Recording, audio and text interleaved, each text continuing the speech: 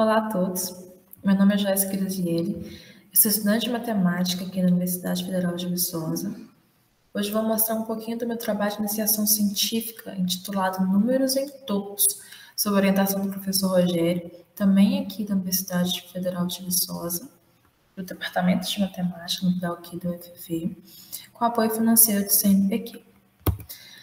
Aqui está um breve resumo de como vai seguir a minha apresentação. Eu vou dar uma breve introdução histórica, vou definir o que seria categorias, dar algumas diferenças básicas entre a teoria de conjuntos e a teoria de categorias, definir alguns conceitos importantes com o intuito de definir o que vem a ser um topos, que é o meu objeto de estudo, ok? Então vamos lá. A gente sabe que toda matemática hoje, ela é escrita com base em conjuntos, espaços vetoriais, grupos. Lá no cálculo, quando a gente está estudando as funções, a função, ela relaciona um elemento de um conjunto com o elemento de outro conjunto. Mesmo que toda a nossa matemática ela seja sobre conjuntos, a axiomática conjuntista mesmo, ela só foi fundamentada no início do século XX, através dos axiomas FC, de Zermelo e Frankel, com o objetivo de resolver o paradoxo de Russell. E já pouco tempo depois, em 1940, Eilenberg e MacLane introduziram o que viria a ser, então, a teoria de categorias. O que é uma categoria, afinal? Uma categoria, ela tem uma coleção de objetos, uma coleção de morfismos, existe a composição, essa composição ela precisa ser associativa e também existir o elemento neutro, que é o nosso morfismo e identidade. Aqui agora eu vou falar um pouquinho das diferenças entre as duas, né? Algumas poucas diferenças.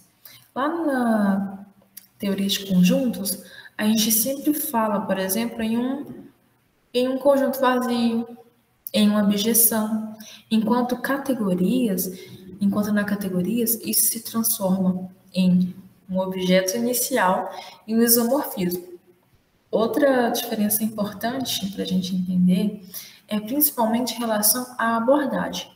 Enquanto na categórica a gente está interessado sempre em ver como um objeto se relaciona com outros objetos daquela categoria. E já na conjuntista, a gente sempre vai descrever quem é aquele conjunto.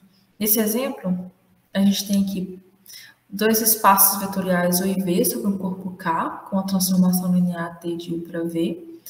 Na abordagem conjuntista, o que a gente tem? Quem é o núcleo dessa transformação? São todos os U's pertencentes ao U, tal que a transformação de U seja zero, né? Note que aqui eu descrevi quem é que faz parte desse núcleo. Enquanto na abordagem categórica, se a gente pega dois objetos U e V aqui da categoria dos espaços vetoriais, ainda assim o morfismo I e T. Lembrando que esse morfismo aqui é o morfismo identidade, o núcleo da transformação é aquele cuja composição I, T, me deu o morfismo nulo do núcleo para V, e além disso ele vai possuir a propriedade universal. O que seria isso? Se eu pegar qualquer outro objeto aqui W dessa categoria, com o morfismo S aqui, se a composta ST me dá um morfismo nulo, vai existir uma única R de W para o núcleo.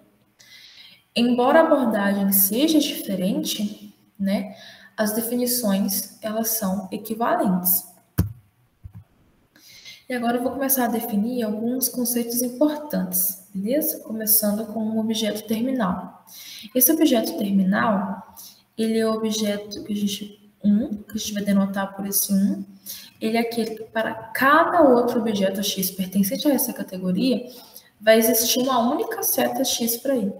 Na categoria de conjuntos, por exemplo, quem desempenha esse papel do objeto terminal é o conjunto com um elemento só. Por quê? A gente só consegue definir uma função de qualquer outro conjunto para esse conjunto com um elemento, que seria a função constante. Nesse caso, ele vai desempenhar o papel do objeto terminal. Outra definição importante é do pullback. Pullback nada mais é do que um quadrado comutativo universal.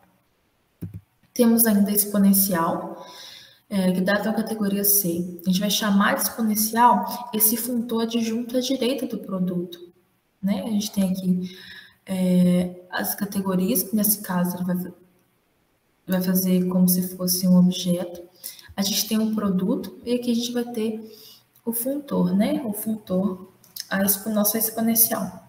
Para qualquer objeto A e C pertencentes a essa categoria, a gente vai ter esses ROM do produto AB indo para C é isomorfo aos ROM do A indo para esse CB. Se a gente estiver na categoria de conjuntos, esse CB ele é definido como todos os morfismos de B para C. Ok? Um objeto classificador ômega, junto com essa seta aqui, T aqui, que é chamada seta verdade, né? Definida do objeto terminal para esse objeto classificador. Além de como a gente está lidando com um objeto terminal, vai existir uma única seta do objeto B para esse objeto terminal. Ainda assim, para cada seta, para cada monomorfismo que a gente tem de B para A aqui, vai existir essa aqui de M. Se esse quadrado aqui ele for um pullback, estamos lidando com o objeto classificador. Tudo bem? Na década de 50, Grothendieck ele reformulou a geometria algébrica com a teoria de categorias, certo? Além de ter generalizado o espaço topológico, introduzindo o que seria topos de Grothendieck. E já na década de 60, Willy Lovell e Miles Cherney, eles surgiram com o topos elementar, com o objetivo de dar uma fundamentação categórica da teoria de conjuntos. E o que seria esse topos, então? Esse topos nada mais é do que uma categoria, tal que existe o pullback, o objeto final, o exponencial, nossa exponencial, e o objeto classificador que eu acabei de definir. Ok? Como o topos elementar é uma generalização de conjuntos, nós precisamos, então, agora fundamentar a nossa aritmética. Na teoria de conjuntos, quem desempenha esse papel são os axiomas de Peano.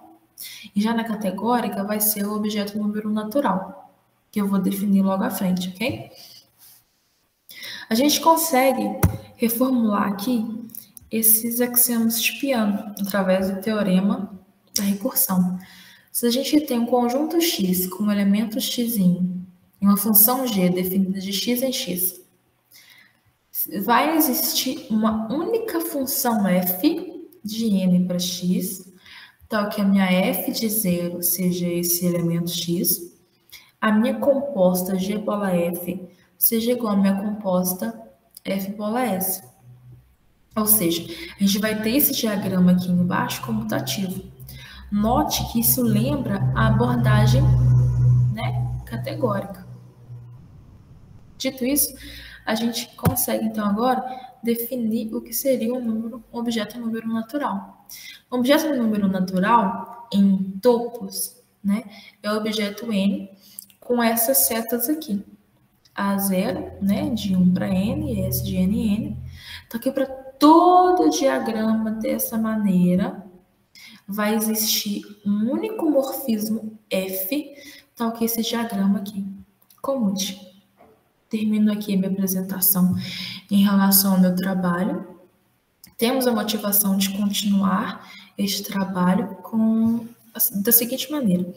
A gente sabe que nos axiomas de Peano, a ideia de conjuntos infinitos já está intrínseca. Então, eu tenho como objetivo agora estudar esse conceito de infinitude em categorias, em particular sobre o topos. Ok? Aqui estão as minhas referências bibliográficas, as duas primeiras para a teoria de categorias, essas duas últimas para a teoria de conjuntos. Por fim, muito obrigada.